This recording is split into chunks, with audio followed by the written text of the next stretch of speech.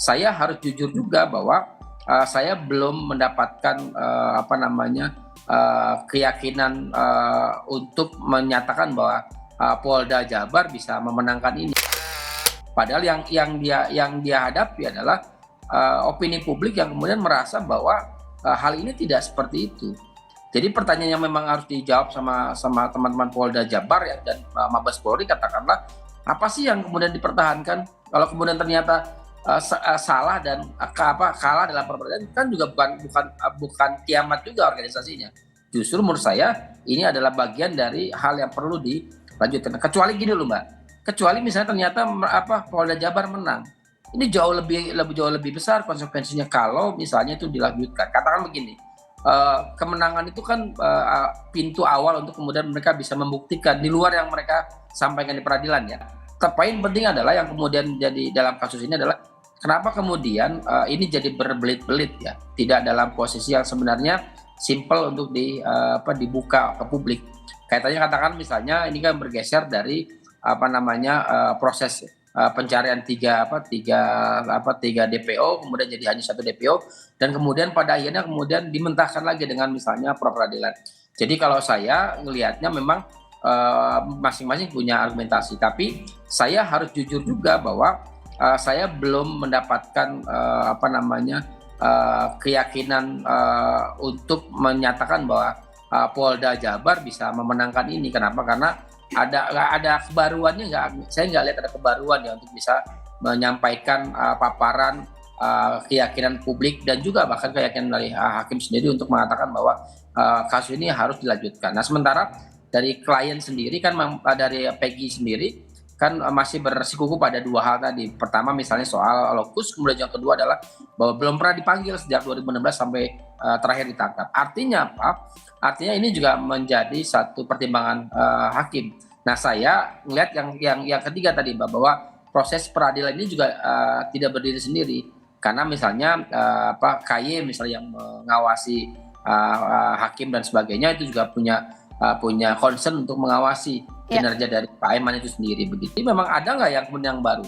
Nah kalau yang kemudian berulang-ulang repetition begitu, yang saya kira publik kemudian juga hakim juga akan menangkap bahwa ini seolah-olah dipaksakan, padahal sebenarnya publik menunggu betul. Karena apa? Karena hasil survei Litbang Kompas ya menjelang Pak Polri ulang tahun itu kan bagus banget ya, di atas 80%. Kemudian juga pimpinan Polri juga di atas mendekati angka 60%. Artinya apa? Artinya itu pertaruhan serius. Kalau kemudian yang diselamatkan satu orang per orang, sementara lembaganya kemudian tidak terlalu bisa dijaga marwahnya, saya kira ini akan menjadi bumerang sendiri buat teman-teman di kepolisian. Pengadilan juga akan memiliki pertimbangan yang berbeda dengan harapan teman-teman di Polda Jabar. Artinya keberadaan dari yang dua tadi itu tidak dilihat sebagai satu kesatuan. Dia mungkin dilihat dari parsial saja. Padahal kita membayangkan kalau betul misalnya itu dilakukan, kenapa nggak dilakukan 2016? Kenapa kemudian misalnya proses yang dilakukan itu tidak kemudian terputus hampir 6 sampai 8 tahun. Nah, ini pertanyaan itu yang kemudian saya kira perlu disampaikan ke publik supaya publik juga merasa bahwa yang temuan dari Polda itu bisa meyakinkan publik dan juga pengadilan ya, terutama sendiri gitu. Banyak pendapat ahli dan pakar bahwa sidang pra-peradilan lebih cenderung menuju pada kemenangan Peggy Setiawan.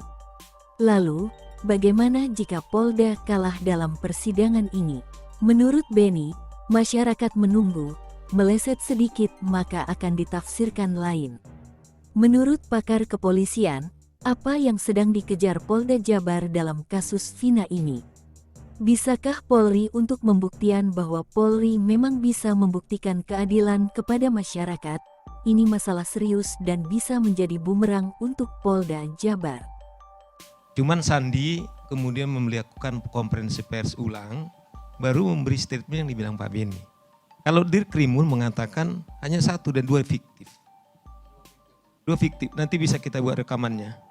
Nah itu yang menurut saya, itu yang saya bilang, kembali karena memang ini pra-peradilannya soal Peggy Setiawan, itu yang menurut saya, bahkan saya tuduh Polda Jawa Barat itu melakukan obstruction of justice dan menghina pengadilan. Karena apa? Putusan yang telah ingkrah itu setingkat undang-undang. Bang Karni, setingkat undang-undang. Dan itulah yang dikutip oleh para penyidik bahwa ini telah suci, telah ingkrah tetapi disurat sendiri. Nah ini menurut saya sangat serius. Tetapi Sandi kemudian Kadif Humas mengatakan kalau ada yang dua. Nah ini yang mengatakan, saya bilang analoginya mirip apa yang terjadi di Jakarta Selatan. Kalau polisi yang nggak ada, saya selalu bilang korban pertama itu adalah Pak Benny Mamoto. Karena begitu aja menerima press release dari Jakarta Selatan. Nah ini yang terjadi, saya bilang kawan-kawan penyidik akan banyak korban. Kalau sampai materi, kenapa saya terus terang Bang Karni harus mengatakan ini, stop dulu.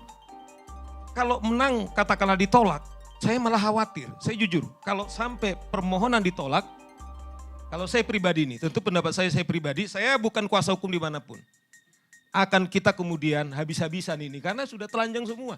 Dari saksi-saksi yang hari ini kita dengar 5 orang, ya toh, saya kira digitalnya belum lagi 6 berkali-kali.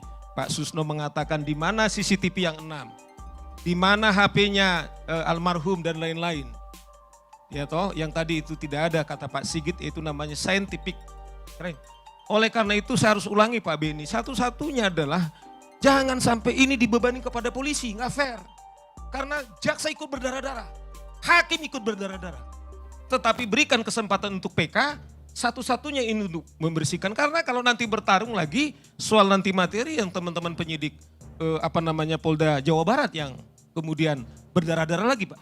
Ketika mulai rame, selesai konferensi pers itu, saya berulang-ulang, saya putar ulang statement di Reskrim Memang ada ujungnya Bang. Kalau di kemudian hari ditemukan bukti-bukti ini, ya kami untuk yang 2. Artinya di sini kata kuncinya adalah masalah komunikasi publik. Memang perlu pemilihan diksi, pemilihan kata yang tepat antara yang kita mau dengan penyampaian.